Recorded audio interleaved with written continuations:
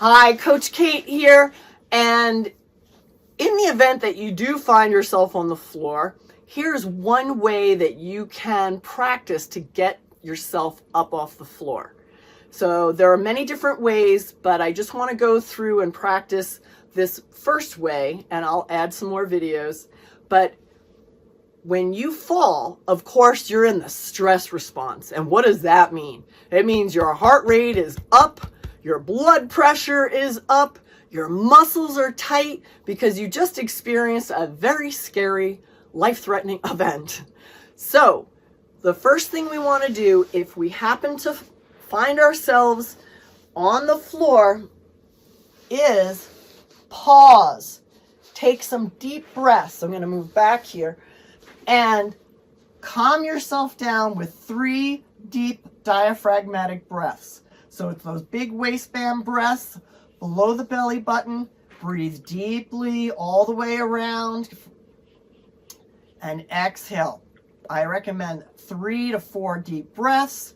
That'll help reduce that cortisol, take your heart rate down, your blood pressure down, and that way you'll be able to think more clearly, because you don't want to jump up right away in case you're injured, or you could, maybe you're dizzy, you could injure yourself again. So just pause and breathe and stay calm. Take your time. There's no rush. Now you want to assess your body, do a little body scan to make sure you're A-okay. And I start from the ground up, from the bottom with the ankle, just roll it right and left. Do one at a time, right and left. If you feel an acute pain, you probably fractured something. So this way you'll find any injury that may have occurred. Next, we go up to the knees, roll that, bring that heel into the buttocks. Now checking the hip, we're going to open the hip up.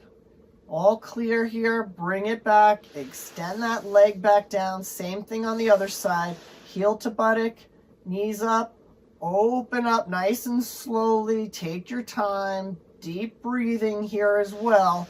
Extend that leg back down. Now we want to check those shoulders.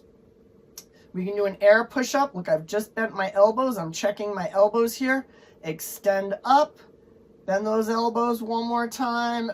Full range of motion, everything clear. You can bring those arms up overhead.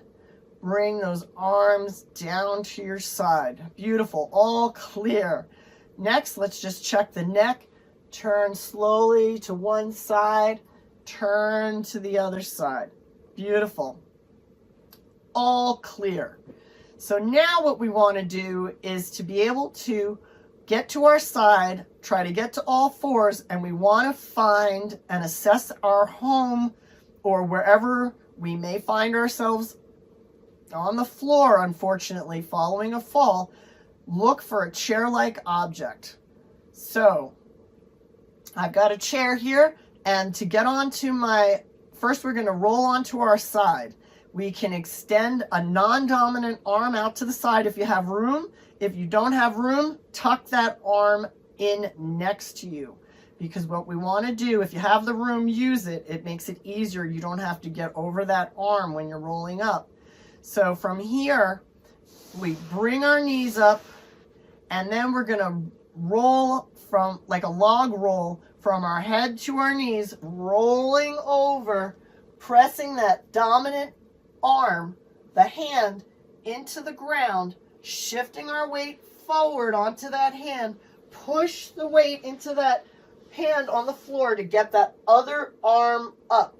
Now we're going to shift our weight as much as we can into both hands, and then bring those knees up underneath us so we're on all fours.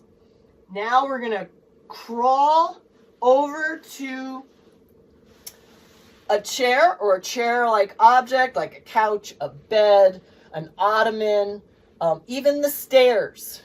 Okay, get as close to that chair as you can.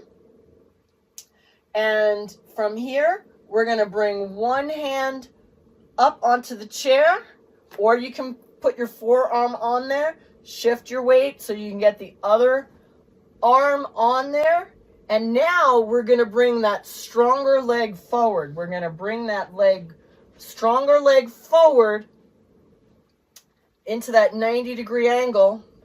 And now we're going to place our hands squarely on the chair, tuck the toes under of that back foot.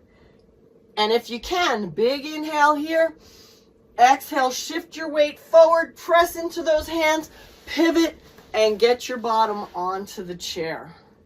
And once again, relax and make sure you contact someone so you can get all checked out following an event as scary as a fall. But when you have that skill to get yourself back up, that can be life-saving. So if you can't get up off the floor just yet, practice those exercises, those 10 exercises, to get yourself stronger and more flexible so you will be able to get up off the floor. But this is one way to get off the floor, and I thank you for your time. I'll look forward to seeing you next